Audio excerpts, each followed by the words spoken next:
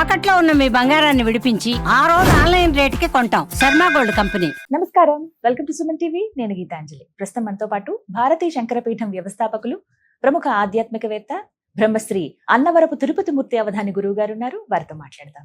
గురుగారు నమస్కారం అండి. ఓం శ్రీ మహాగణాధిపతయే నమః. గురుగారు, చైత్రమాసంలో శనిత్రయోదశి ఏప్రిల్ 26వ తారీఖు అంటున్నారు. మరి ఎందుకంటే మాసం ప్రారంభం అవుతోంది, సంవత్సరం ప్రారంభమైంది, యుగాది. వినడమే జాతకంలో ఏలనాటి శని ఉంది అని మేషరాశి వారికి కావచ్చు, మీనరాశి వారికి కావచ్చు, కుంభరాశి వారికి ఈ 7.5 సంవత్సరాల శని ప్రభావం ఉందంటున్నారు. అలాగే అష్టమ శని, అర్ధాష్టమ శని కూడా కొంతమంది చూస్తున్నారు. మరి వీరికి ప్రత్యేకమైన పరిహారాలు ఏమైనా ఉన్నాయా? శని అనుగ్రహం కోసం ఏం చేయాలి ఆ రోజున? ఓం శమగ్నిరగ్నిభిస్కరచ్ఛన్నస్తపతు సూర్యః శంభాతో వాత్పరపా అపశ్రుతః యమాయ సోమగుం ధనుతయమాయ జుహుతాహభిః యమగుంహ యజ్ఞో గచ్చత్యగ్నిదూతో అరంకృతః ప్రజాపతేన త్వదేతాన్యన్యో విశ్వాజాతాని పరితాపభూవ యత్కామాస్తే జుహుమస్తన్నో అస్తు వయకుస్యామపతయోరయీనాం అధిదేవతా ప్రత్యధిదేవతా సహిత శనైశ్చరగ్రహదేవతాయై నమో నమః. నమస్కారం సమర్పయామి. ఏం చెయ్యాలి అన్నారు కదమ్మా. ఏమి చెయ్యకపోయినా ఇసుక రేణువంత కూడా నష్టం లేదు మనకు. అవునా? ఒక్క పని చేయకపోతే చాలు. శనిని తిట్టకపోతే చాలమ్మా. శనిని తిట్టొద్దు, తిట్టకపోతే చాలు. ఏ పని చేయవలసిన అవసరము లేదు. ఆ ఇంట్లో కూర్చొని తన తిండి తన తింటూ నమస్కారం చేసుకుని ఉంటే చాలమ్మా. ఎవ్వరు నోరెత్తినా రామేశ్వరం వెళ్ళినా శనేశ్వరం వెళ్ళలేదు, నాకు శనిలా దాపరించాడు, నేను అనుకుంటా నీకు శని నిజంగా నిత్య జీవితంలో ఈ మాటలు వింటాం. శని నీకు నిజంగా దాపరించలేదు కాబట్టే నువ్వు ఇంకా నీ గత అధోగతుడు. ఆయన నిజంగా దాపరించంటే ఏ స్థితికి వెళ్ళేవాడు. మొత్తం ఈ గ్రహాలలో శని అంతటి మంచివాడు ఎవరు లేడమ్మా. శనిగ్రహం అనుగ్రహం ఇచ్చాడా తిరిగి చూడాల్సిన అవసరం లేదు. అంతటి యోగాన్ని ఆయన మనకు ఇస్తాడు. కానీ మనం ఆయన్నే పట్టుకొని అమ్మాలి బూతులు, నోటికి ఏది వస్తే అది శని పెట్టినట్టు పెట్టాడు, శనిలాగా ఈ రకరకాలుగా తిరుగుతూ ఉంటే ఏ తప్పు చేయకుండా మనల్ని ఎవరన్నా ఒక మాట అంటే మనకి ఎంత కాలుతుందమ్మా. అటువంటిది ఆయన ఎందుకు ఒప్పుకుంటాడు అసలు? మామూలుగానే ఆయన అందరి యందు ఒక రకమైనటువంటి ఆయనకు ఉన్నటువంటి దృష్టి విధానం ఏదైతే ఉందో దాని మీద ఉంటాడు అనేటువంటిది ఒకటి ఉంది. ఏ వ్యక్తికి శని అన్యాయం చేయండి. శని అంతర్దశో విదశో ప్రాణదశో సూక్ష్మదశో వచ్చినప్పుడు, అర్ధాష్టమ శనం అష్టమ శనం ఏలినాడు శని ఉన్నప్పుడు అతను ఏది చెయ్యాలో అతను ఒక విధానం చేసుకెళ్తున్నాడు. అంతే. 90 మందికి మంచి చేస్తే 10 మందికి చెడు జరుగుతుంది. 90 మంది గొప్పగా చెప్పుకోరు, శని వల్ల నాకు మంచి జరిగిందని చెప్పుకోరు. 10 మంది మాత్రం ఆయన్ని పోటు పొడుస్తూ ఉంటారమ్మా. ఇలా జరిగింది ఇలా జరిగింది అని చెప్తారు. అవునండి. దాన్ని మనం ఏం చేయగలము? కానీ మీరు అన్నమాట నిజం గురుగారు. ముందు తిట్టకుండా ఉండడమే అదే సరైన గౌరవం. పూజ చేయకపోతే నష్టం లేదు. ఆయన నువ్వు పూజ చేయాలి నేను కొడుకోట్లా. వాచా దోషం. మన పెద్దవాళ్ళు నోరా వీపుకు చేదేది అంటారు చూసారండి. నోటికి ఎలా పడుతుంది మాట్లాడితే వీపు మీద దెబ్బలు పడుతూ ఉంటాయి. కాబట్టి నోరు బారేసుకోకుండా ఉంటే చాలు. ఎట్లాగో శని త్రయోదశి అనేటువంటిది వచ్చింది కాబట్టి ఈశ్వరుడికి తైలాభిషేకం లేదా ఆంజనేయ స్వామి వారికి తైలాభిషేకం. ఆంజనేయ స్వామి వారికి అయ్యో ఆంజనేయ స్వామి వారికి తైలాభిషేకం, దత్తాత్రేయుడికి తైలాభిషేకం, దక్షిణామూర్తికి తైలాభిషేకం లేదా ఈశ్వరుడికి తైలాభిషేకం. ఈ 4గిట్లో ఎవరికైనా ఇక లేదంటే శనికి తైలాభిషేకం. అది ఎట్లాగా మామూలే. అన్నిటిలో ప్రధానమైనటువంటిది ఈశ్వరుడికి శనికి తైలాభిషేకం చాలా శ్రేయస్కరం. దత్తాత్రేయుడికి ఆ తైలాభిషేకం చేసుకోగలిగితే ఏదైనా ఒకవేళ ఎక్కడైనా మనకు తెలుసో తెలియకో పాపాలు ఏవైనా ఉన్నాయి అనుకున్నట్లయితే అవి ఒంటికి మొత్తం తైలం పట్టించి గట్టిగా మనం పట్టుకుంటామంటే అవుతుందండి, జారిపోతుంది. ఆ రకంగా పట్టిన పీడ మొత్తం విరగడైపోతుంది. ఎక్కడైనా ఏదైనా ఉన్నది అంటే నీ మనస్సులోనే పీడ ఉందంటే దానికి ఎవరేం చేయలేరు. శని పీడ శని పిశాచం మన మనస్సులోనే కనుక ఉంటే ఎవరు ఏమీ చేయలేరు. కాబట్టి మనస్సులో అనేటువంటిది ఏమీ లేకుండా ఆయన అనుగ్రహం నాకు లభ్యమైతే చాలు అనేటువంటి విషయాన్ని దృష్టిలో ఉంచుకొని అర్చన చేయండి. నాకు ఇది పీడ పోవాలి అంటే శని పీడ ఏం కాదమ్మా, మన కర్మ మనం అనుభవిస్తూ ఉంటాం.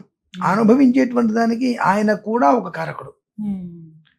నీ జన్మ ఏమిటి, నీ విధానం ఏమిటి నీకు తెలుసు. అక్కడ గాజు పెంకులు కింద పడ్డాయి, తొక్కితే కాళ్ళకు గుచ్చుకుంటాయని తెలుసు. కాళ్ళకి చెప్పులు వేసుకుని తొక్కితే ఏమీ కాదు అని తెలుసు. సో కాళ్ళకి చెప్పులు వేసుకుంటే ఏమీ కాంతి, చెప్పులు వేసుకోకపోతే ఏమవుతుందో చూద్దామని కాలేస్తే అంటే ఆ విచక్షణ మనకు ఉంది కదా. సో ఆ విచక్షణ ఒక్కసారి మనం దృష్టిలో ఉంచుకొని ప్రాణపీడోపశాంతయ అంటే ప్రాణానికి సంబంధించినటువంటి దోషాలని తొలగించేస్తాడు ఆయన. ఎవరు? శని. అటువంటి వారిని మనం శని పట్టింది, పీడ పట్టింది, శని పిశాచము, శని పట్టిందా, శనికి అభిషేకం చేయండి, తలస్నానం చేయండి, కాలు కడుక్కోండి. ఇటువంటి ఎప్పుడైతే కనుక శని అనేటువంటి గ్రహాన్ని అంటరాని గ్రహంగా, అనరాని గ్రహంగా, ముట్టరాని గ్రహంగా మనం ఎప్పుడైతే చూస్తామో, మనం ఏదైతే చూస్తామో అవన్నీ ఆయన మనకి అనుగ్రహంగా ఇస్తాడు. మనం ఆయన్ని ఏ దృష్టితో చూస్తున్నామో అవి మొత్తం బింబ ప్రతిబింబం తెలుసమ్మా. అద్దంలో మనం ఎలా చూసుకుంటాం మనం, అలానే ఆయన్ని మనం ఎలా అయితే చూసామో అవన్నీ తిరిగి ఆయన మనకి ఇస్తాడు. అంటే మనం బాగుపడాలని ఎందుకు కోరుకుంటాం? ఇంకా మనం ఎందుకు బాగుపడతాం? మనం బాగుపడాలి అంటే నీ ఆలోచన బాగుండాలి. గ్రహమైన ఏదైనా నువ్వు ఆలోచించే విధానం ఎలా అయితే ఉంటుందో, మతిం ధర్మేం గతిం శుభాం. కాబట్టి నీ మతి, నీ ఆలోచన ఏ రకంగా అయితే ఉంటుందో నీ గతి అలా ఉంటుంది. అంతేగాని ప్రత్యేకంగా శనిదే వచ్చి నేను ఎత్తి మీద కూర్చుని నేనైతే హరించడు, నిన్ను టార్చర్ పెట్టడు. ఖచ్చితం అది నువ్వు నమ్మినా నమ్మకపోయినా. కాదు కూడదు మేషరాశి వారికి, వీరికి, వారికి శని ఇదుంది అదుంది అని అంటే ఈ బాడీకి నడు రోడ్డు మీదకి రావాల్సిందేగా. పట్టుకుంటే జరగదండి మరి సర్వనాశనం కావటానికి, కాదంటారా? ఇంకా నిజంగా ఒకవేళ ఈ అర్ధాష్టమ శని, అష్టమ శని, ఏలినాడు శని వస్తే దైవ దర్శనాలు ఎక్కువ అవుతాయండి. దైవ దర్శనాలు ఎక్కువ అవుతాయి. మనిషికి బద్ధకం వస్తుంది, ఎందుకంటే ఆయన మందగమనుడు కాబట్టి బద్ధకం ఎక్కువ వస్తుంది. ఆ బద్ధకాన్ని నువ్వు వదిలేవా నీ జీవితం బాగుపడుతుంది. బద్ధకంతో ఉన్నావా ఇంకో 10 రోజులకి లేస్తావు, అంతే, అంతకు మించి లేదు. కాబట్టి ఆయన గురించి మనం అనవసరంగా అనుకునే దానికన్నా ఈశ్వరారాధన చేసుకోండి చక్కగా.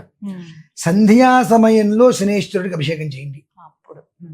సంధ్యా సమయంలో శనేశ్వరుడికి అభిషేకం చేసి ఆయనకి నువ్వులుండలు ప్రసాద నివేదన పెట్టి, ఆ నివేదన పెట్టిన దాంట్లో ప్రసాదాన్ని స్వీకరించండి. ప్రసాదం ఆ మొహం పెడతారు చూశారండి, అసలు అట్లా వచ్చేస్తుంది. బుధుడికి ప్రసాదం అనగానే తింటారు, బుధగ్రహానికి పూజ చేసి ప్రసాదం అంతా తింటారు, చంద్రుడికి పూజ చేస్తే ప్రసాదం అంతా తింటారు. చివరికి ఇళ్లల్లో కూడా శనికి జపం చేస్తే తీర్థం తీసుకోవాలంటే ఏమిటో భయపడతారండి. నిజమండి. ఇప్పుడు మామూలుగా గురువు గారు, ఇప్పుడు సరే వీరైతే ప్రసాదం స్వీకరించాలి, పక్కన వాళ్ళకి కూడా పెట్టొచ్చా? ఎవరికైనా పెట్టచ్చమ్మా. ప్రసాదం అంటే ఎవరికైనా పెట్టచ్చు. అదే అంటున్నా, ప్రసాదము అంటే ఎవరికైనా మనం ఇంత నివేదన పెడతాం. నువ్వులు ఇవ్వాలన్నా కూడా భయమే, తీసుకునే వాళ్ళకి భయమే. అదే వచ్చింది. ఎలా ఉంటుందంటే అమ్మా, మనం ఒక ఇంటికి చిన్న ఖర్చుకి వెళ్ళాం, వెళ్తే ఆ నువ్వులు తీసుకొచ్చి వారి చేతికి ఇవ్వయా అన్న అంటే ఆయన నువ్వులు చేతికి తీసుకోవడం ఏంటి అన్నారు. నేను తీసుకోకూడదా అన్న. మీ శరీరం నాకు అంటుతుంది అన్నాడు. మంచిది అన్న. అదే నువ్వులు ఆ బ్రాహ్మణ్ నెత్తి మీద వేయాల్సి వచ్చింది, వేస్తుంటే వెనక్కి జరగమన్నా. అదేంటంటే అన్నాడు, నువ్వు ఆ బ్రాహ్మణ నెత్తి మీద నువ్వు ఎలా వేస్తావు నువ్వు అడిగా.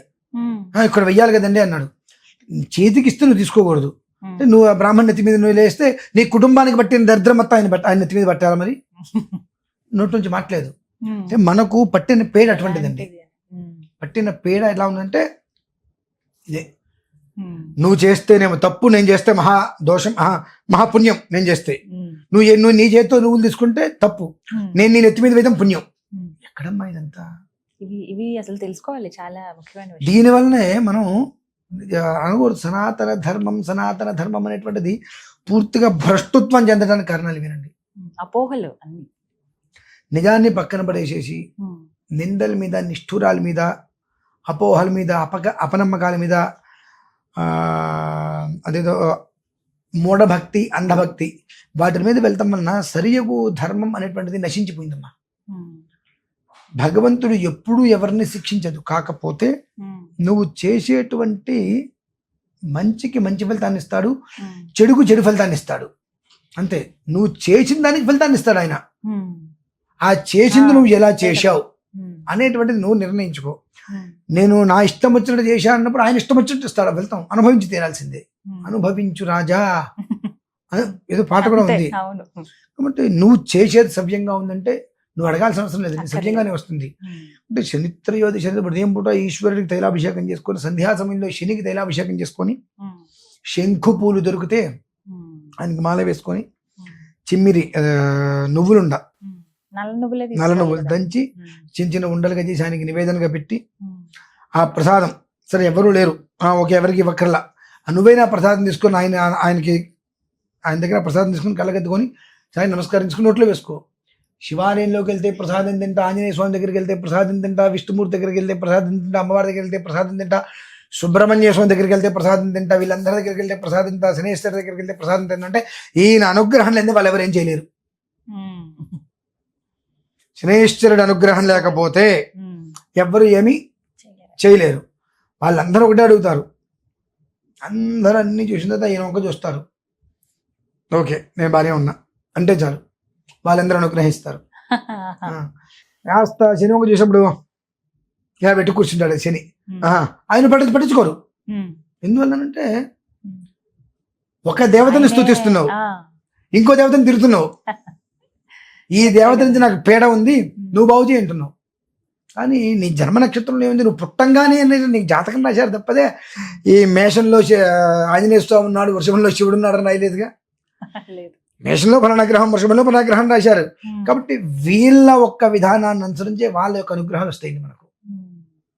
కాబట్టి వీళ్ళని అనుసరిస్తూ వాళ్ళ అనుగ్రహం కోసం మనం తాపత్రయపడాలి. వీళ్ళని అనుసరిస్తూ ఉన్నామా ఆటోమేటిక్ అనుగ్రహం ఎక్కడ ఆగదు. వీళ్ళని అనుసరించకుండా వాళ్ళ కోసం ప్రయత్నం చేసామా వీళ్ళు ఆపేస్తారు. అది వాళ్ళ చేతిలో ఉన్న విద్య. ఇప్పుడు మీరున్నారమ్మా, మీరు ఏది అడగాలో మీకు తెలుసు. మీరు అడిగిన దానికి సరైనది చెబితే మీరు అప్లోడ్ చేస్తారు వీడియో, సరైనది చెప్పకపోతే ఆపేస్తారు. అది మీ చేతుల్లో ఉంది, అంతే కదండి. సో అలానే ఏది ఎంతవరకు ఎవరికి ప్రాముఖ్యత ఆ విధానాన్ని అనుసరించారు. కాబట్టి శని త్రయోదశి కాబట్టి ఏదో శని పీడ పిశాచం అనుకుని ఎన్ని చేసినా వృధా, పైపెచ్చు చేసిన దానికి చేసినంత పాపాన్ని మనం మూటకట్టుకోవటమే. కాబట్టి పీడ కాదు, పిశాచము కాదు, ఆయనంతటి ఉత్తముడు ధర్మాత్ముడు లేరు. కాబట్టి ఆయనకి నమస్కారం చేసుకొని నాయన నీ అనుగ్రహాన్ని ఇవ్వు, నాకు చేతనైనట్టుగా ఈశ్వరారాధన ఉదయం చేసుకున్నా, ఇప్పుడు నీకు తైలాభిషేకం చేస్తున్నా, ప్రసాదాన్ని తీసుకున్నా, వికారంగా తీసుకోలేదు. ఏదైనా ఆలయానికి వెళ్తే ప్రసాదంగా నాకు ఇంకోసారి పెట్టిన ఎలా అయితే తీసుకున్నానో అలానే ప్రసాదం తీసుకొని తృప్తిగా నేను భుజించా, నీ అనుగ్రహాన్ని నాకు ఇవ్వు. అనుగ్రహాన్ని ఇవ్వలేదు నష్టం లేదు, ఆగ్రహాన్ని మాత్రం నాకు చూపించుకో, ఇంకేం అక్కర్లేదమ్మా. చిన్నవి మనం తెలుసుకోవాలి, అవి తెలుసుకోలేకపోవడం వల్ల మొత్తం చక్కగా వివరించారండి. ధన్యవాదాలు గురుగారు. పరమేశ్వర.